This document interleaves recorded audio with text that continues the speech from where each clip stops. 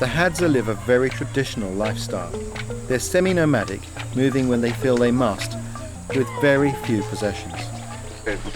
How are you? Nice to see you. Another person I met from last time was Mustafa. When I met him last, he was learning herbalism. Now he's an expert in all the traditional uses of the bush, and he showed me what he'd learnt of the plants in this area.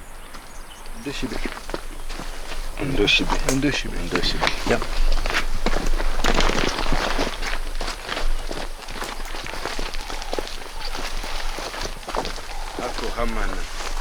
Hako hamana mugurumbi yako.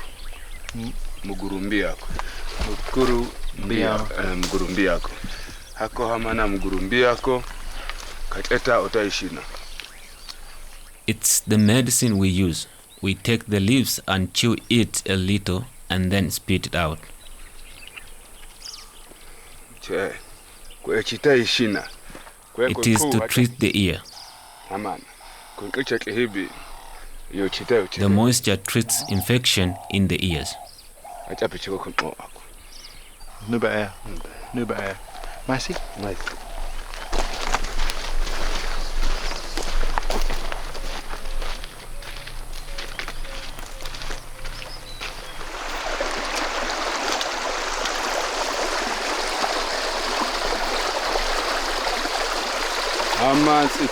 These plants call it Hammond by the Hadza.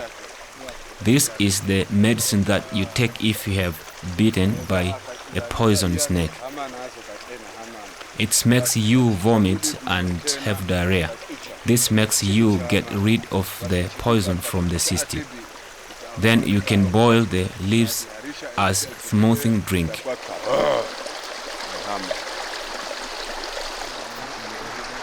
Mustafa told me he'd been bitten by two of Africa's most poisonous snakes, the black and the green mamba. That's incredible. You don't very often hear of people surviving the bites of both a green and a black mamba. Sometimes people call the black mamba the 15-step snake. You take 15 steps after being bitten and drop dead. And it says an awful lot for their ability to deal with medical problems. This plant here is a common feature in this terrain. The Maasai name for it's alderpai. And that's where we get the name for the gorge, Olduvai Gorge, because a lot of this grows within the gorge. It's got another nice name too, mother-in-law's tongue, and you can see why. It's got a point and it's rubbery. But this is wild sisal, and amongst the native peoples of Africa, this has been used for making snares and for making bowstrings. Some people call it the bowstring hemp, and it's quite interesting how you get the fibres from it.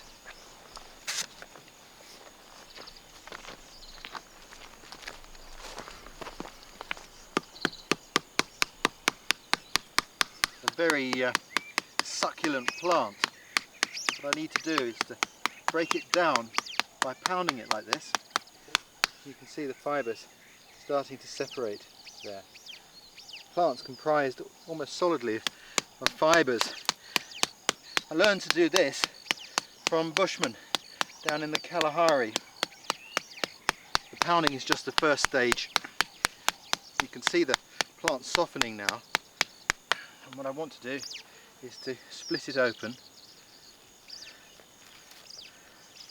like that,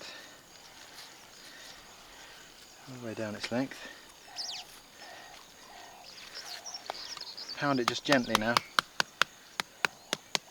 So now on the other end of the stick I've carved it to form sort of a blade shape like that. I'm going to use that now to scrape out the pulp. Now you get to a point where some of the fibres are starting to lift out from the pulp. What we do is we comb those out like that.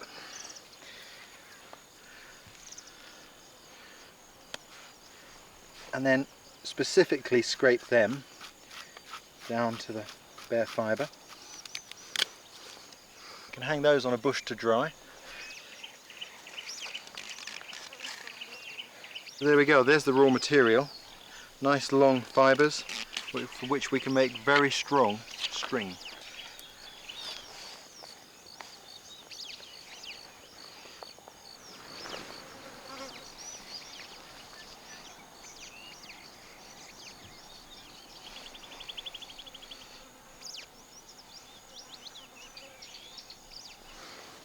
just add new fibres in as you need. The key thing is to keep these strands equal thicknesses. If one gets thinner than the other, it will tend to wrap around the thick one, and then you only have the strength of one strand rather than the strength of the two combined. These sorts of skills are disappearing because of the availability of man-made fibres. But you think about it, there's not a lot of effort involved in making this stuff, and it's completely biodegradable and just simply grows back.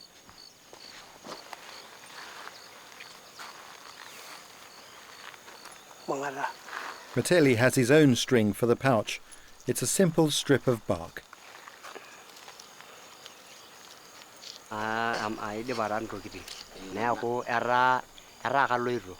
He said that, well, I'm ready.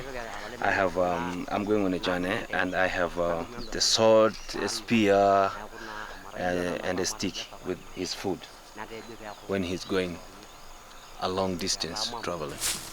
The first job to do at every campsite is to clear the ground where you intend to pitch your hammock. Might look quite destructive, all the clearing, but actually it's a very small area. In a forest like this, things grow back incredibly fast. The key thing is I'm temporarily removing habitat, so there's anything that can bite or sting is cleared away. Already I can see in some of the dead wood here, it's already become home to the ever-present termites. I don't want those invading my home in the night. If you spend any length of time in a camp like this, you'll realise that very soon, a few days down the road, things start to move back in and take over again. So it's only a very temporary presence here. One of the things I love about travelling through jungles is the way any patch of rainforest is transformed into home by the simple act of putting up your hammock. It's strange, but in a place of such scale, your world is actually reduced to little more than a postage stamp. I'm really lucky today because it's dry. But jungle firelighting can be very difficult, particularly when it's raining hard. First thing you have to do is arrange some sort of cover in wet weather, probably using your tarp or some big leaves. But then there are a couple of other useful tips, and the first is to feather wood like the locals do. What they do is they look for wood that is dry and standing. They know that a big piece of wood is going to be dry in its middle, and they look particularly for wood that is white. What you do is support the stick on your shoulder like so, and then using two hands on the machete, push down.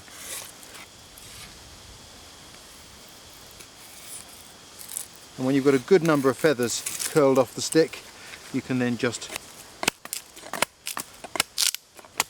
chop them off. And there's your kindling to begin with. But even that isn't sometimes enough.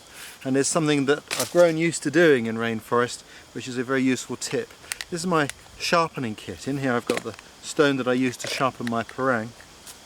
But I also carry a small lighter and some rubber inner tube or rubber tire, either will do. And this is a real bomb-proof way of making fire, because it doesn't matter how wet this gets, it will still light. What I do is I cut that into a small strip. It goes a long way, like so. When I light that up,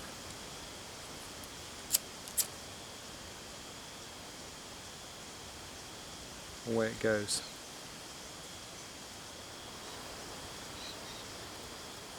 Wherever I go, there really is no substitute for a fire at the end of the day. It keeps the bugs away, and it connects deeply with something within us. Before I can get on with the arrows, I have to get a fire going, the Stone Age way, using a kit dating back 8,000 years.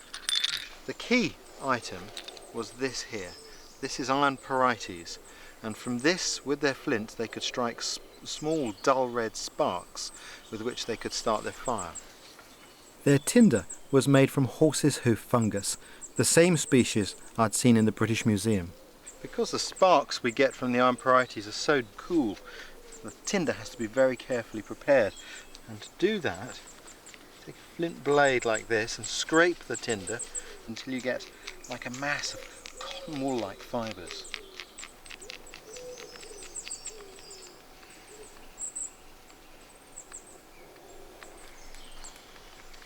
The next job is to strike the spark onto the tinder, and this isn't easy, and the sparks are very small and very few and far between, so it takes normally a few minutes.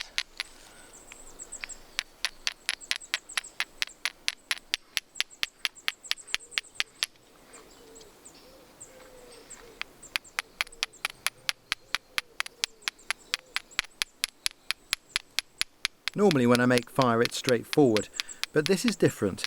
It takes some perseverance.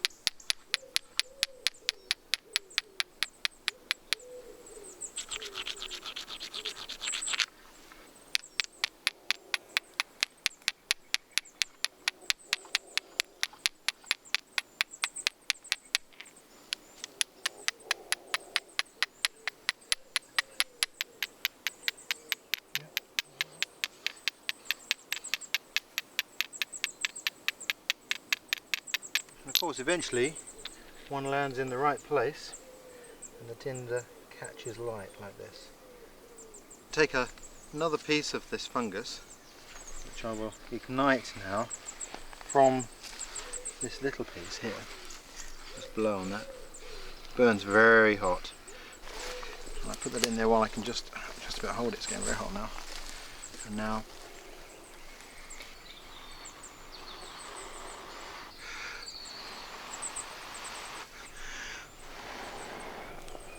there we have flame.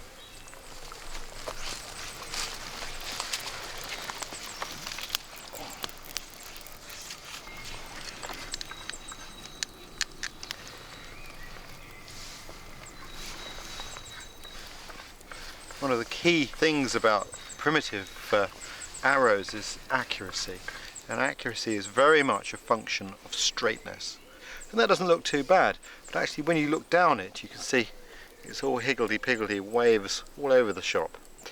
And the process is to heat the arrow shaft over the fire and then to straighten out the areas where it's bent. This one was just the same as the last one a few minutes ago, and gradually now I'm starting to straighten it out.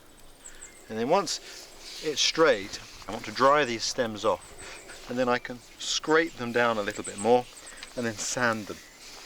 It's a lot of work, but well worth it. Sitting here getting to grips with these Stone Age techniques makes me realise how resourceful our ancestors were. The forest was both their DIY store and their supermarket. The machete is the most important tool in the forest, and yesterday I heard a story that really illustrates that.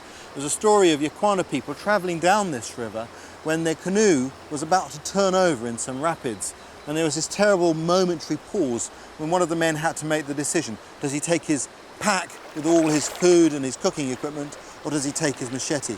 Well, of course, the choice was obvious, and he took the machete, because with that and what he knows about the forest, he can find life here.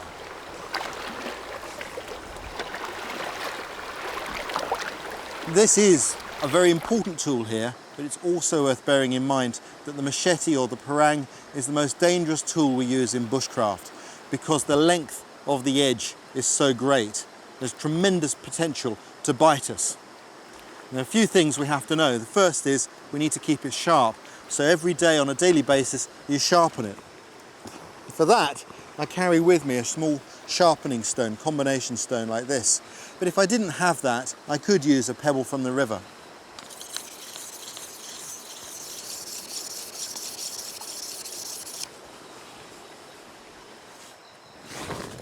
Probably the best way to show you how to use a machete is to make something.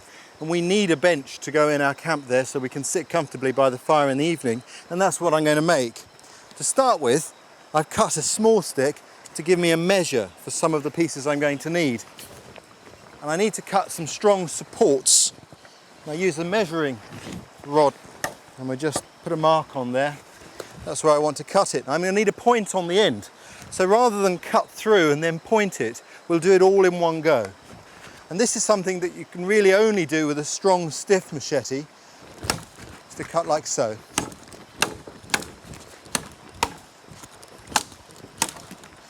All ready to go. Perfect. So that's one.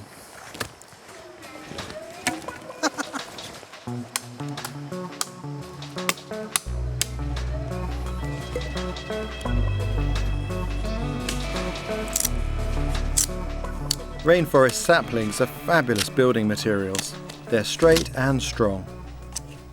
And when you need rope, you just split a liana or two.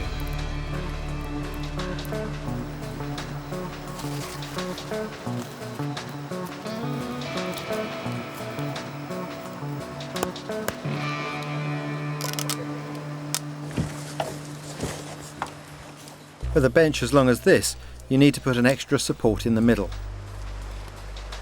Now, we lock it off. That gives a lot more support. What I'll do is I'll lash this on here. Everything locks together solid. Now we can sit comfortably and enjoy the fire. Having somewhere to sit down makes life a lot more comfortable in any environment, but particularly in this one, with all the termites and ants crawling around on the forest floor.